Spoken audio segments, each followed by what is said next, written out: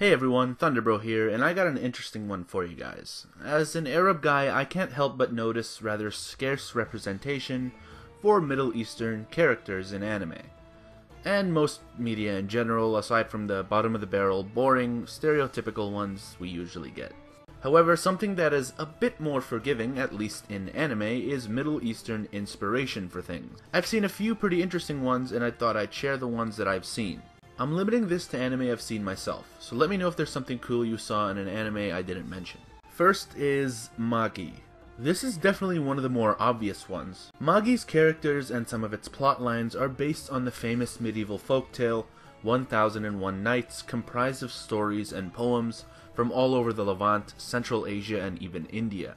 The main characters of Magi are based on some of the most popular of these tales, not originally part of the tales in the Middle Ages, but sourced from around the same period apparently.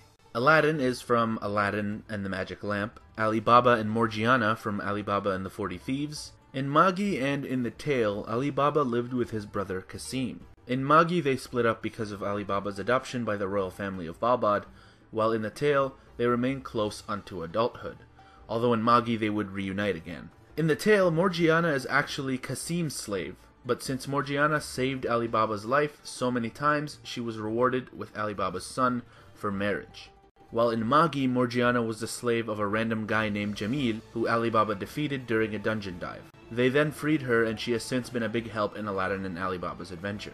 And the most likely ship seems to be between Morgiana and Ali Baba at this point. Speaking of dungeon diving, in Magi, dungeons litter the world. Inside these dungeons are multitudes of riches and jinns, which can be recruited into the service of whoever reaches them. This is a major element of the story in Magi, while in the tales it's basically one dungeon dive gone wrong. As Ali Baba overhears 40 thieves talking about a cave with a bunch of riches, Ali Baba took a little from this cave, Cassim and his wife found out about it, Cassim went to the cave, didn't know how to get out, and got killed by the 40 thieves. The story is basically a grudge match between Ali Baba and the thieves from that point, where basically Morgiana does the work and solos all the thieves, turning them on each other and making the leader kill one of their own in a rage at one point, and another scene where Morgiana performs a sword dance for a bunch of diners, with the leader of the thieves secretly in attendance trying to kill Ali Baba, but Morgiana recognizes him and stabs him in the heart. So it seems both Morgianas are pretty fucking hardcore. The next major influence is Sinbad the Sailor, and long story short, it's about a guy named Sinbad who was bored and out of money,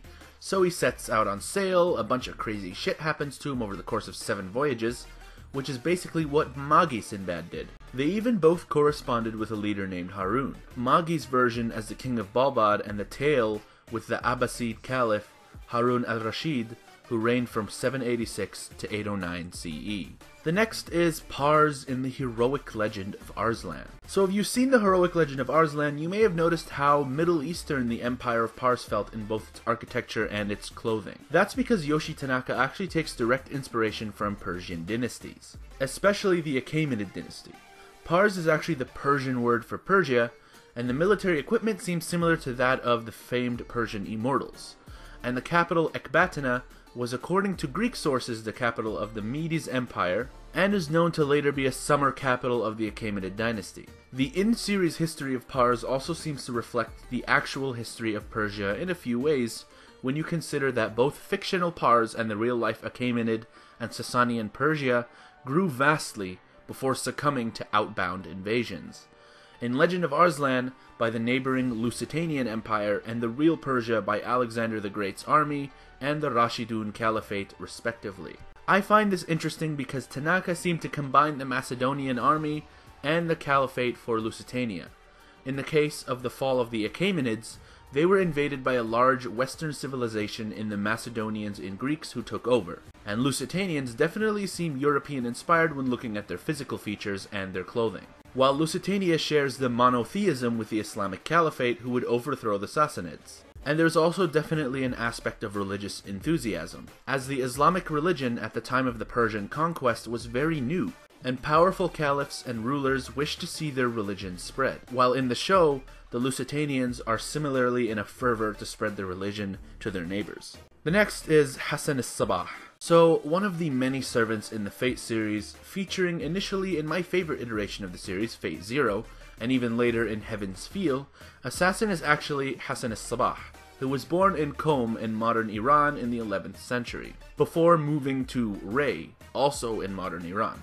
Ray was the home of the Ismailis, a Shia Islamic sect that supported the Fatimid Caliphate, based out of Egypt. Ray was within the territory of the Seljuk Turkish Empire, and Hassan joined the Ismaili sect at the age of around 17. After traveling around the Middle East and North Africa for several years, he went into hiding in the mountains around modern Qazvin, Iran, where he eventually found and settled in the castle of Alamut, bloodlessly taking the castle, where in the next few decades he would found and lead the Hashashin, the root word for the English word assassin actually, as he waged war on the Seljuk Empire and the Crusaders from Western Europe through, you guessed it, assassination and even psychological warfare at times.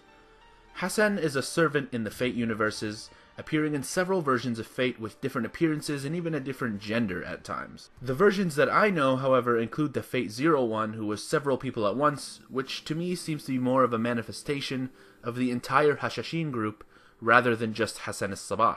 While in Heaven's Feel, Assassin is one individual known as Hassan of the Cursed Arm, and one movie in, and he seems to be way more effective and intimidating.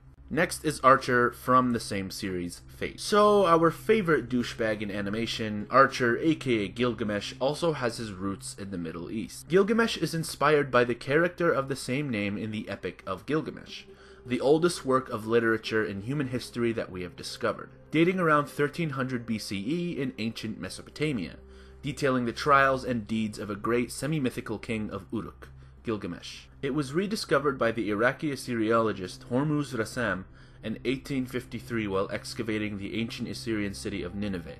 To summarize, Gilgamesh in the epic is a handsome, charismatic, and ambitious king who meets a wild man named Enkidu, who would go on to become his best friend. Enkidu doesn't appear in the main Fate series, but is mentioned by Gilgamesh at one point and actually shows up in Fate Strange Fake.